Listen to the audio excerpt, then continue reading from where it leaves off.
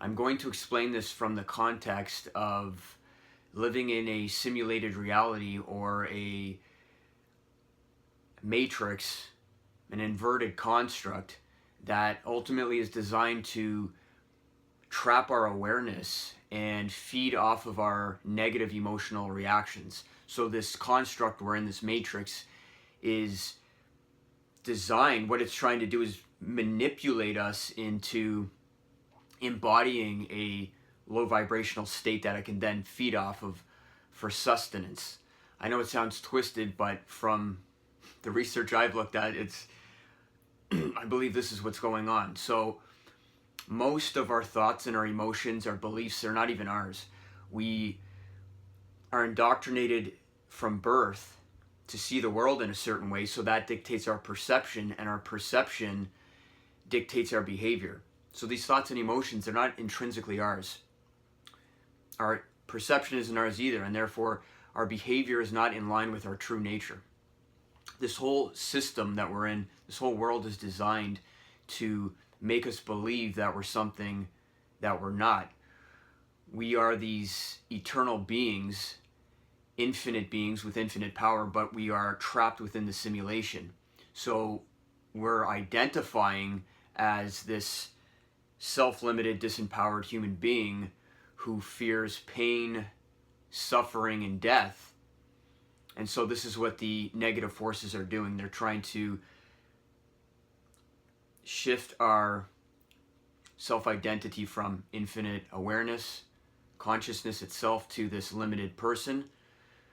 And that's where the ego ties into that. And they do this through fear, intimidation, manipulation. And like I said, it's all indoctrination from birth. And then everything in this world structured to make us, to basically reinforce this egoic persona, right? So the persona isn't, it's a mask. This is our like mind body avatar.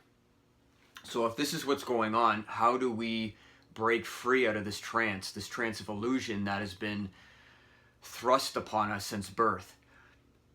The first practice, and this may be the most important practice you ever do, is remaining as the witness or the observer of everything that is going on internally. Just looking at everything from a detached point of view will then create enough space so that you won't be basically pulled in by the thoughts and the emotions. Most people are just, they don't respond to anything, they just react. There's all these programs running, the thoughts come in, they think the thoughts are theirs, and they think that they're part of who they are because they identify with them so much, and so they automatically just go with the program. The program is running them like an NPC because there's no awareness there. So that's the first step, is just starting to pay attention to what is going on. The thoughts, your beliefs, and your behavior, and just how you feel throughout the day. Like I said, the majority of what's going on internally it's like being projected into you from this matrix that we're in, and it's designed to sabotage you so that you never get ahead in life, you never embody your highest self, and you never basically create your best timeline. That's why so many people, they go after their dreams and their goals and they get sidetracked with all kinds of things. That's the matrix trying to set you off course. So the first thing is to understand what's going on here, that everything going on internally for the most part is not yours, unless you are able to relax everything, get quiet, get centered, and then you can start to dial into your intuition. And you need to be able to discern the ego from your intuition, but that just takes practice, and we can all do it. So creating that awareness is the first step. When you do that, all the mental chatter, the emotions, the beliefs, they'll get weaker and weaker, because the only reason why they exist is because you basically give them your attention, and by giving them your attention, you give them your energy and you reinforce them over and over again, because they're part of your self-identity, whether it's religion or your culture or whatever it is. So you want to create that space, you want to weaken everything that's going on, and then with that space, now you can begin to insert your own thoughts, your vision, your own emotions, and now you start to, when you do this, you start to shift your energy. Nothing changes until your energy changes. So when you start to change your energy, that's how the field knows that you're different now. And then what it does is it starts to reflect back to you that which you're sending out.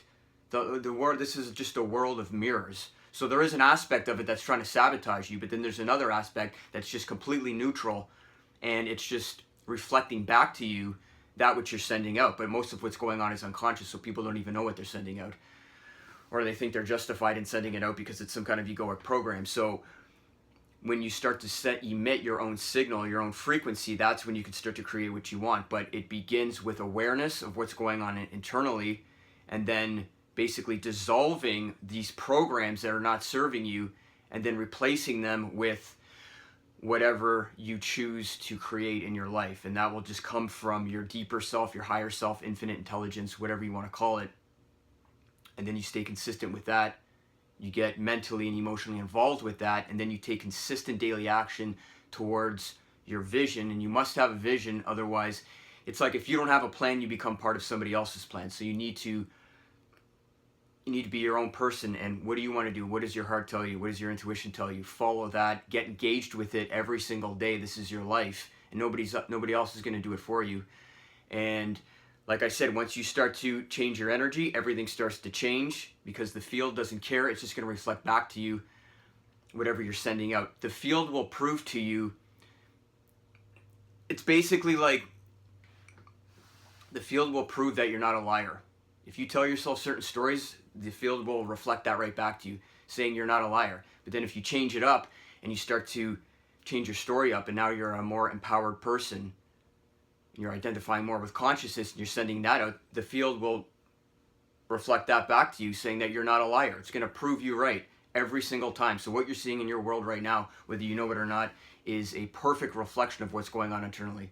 All right, so keep that in mind. Identify the constructs that are going on internally, dissolve them, and then replace that with your own projection, your own vision, and stay consistent with that every single day. And watch how the world, watch how the field, and watch how life responds to you. All right, I'll see you guys in the next one. Peace out.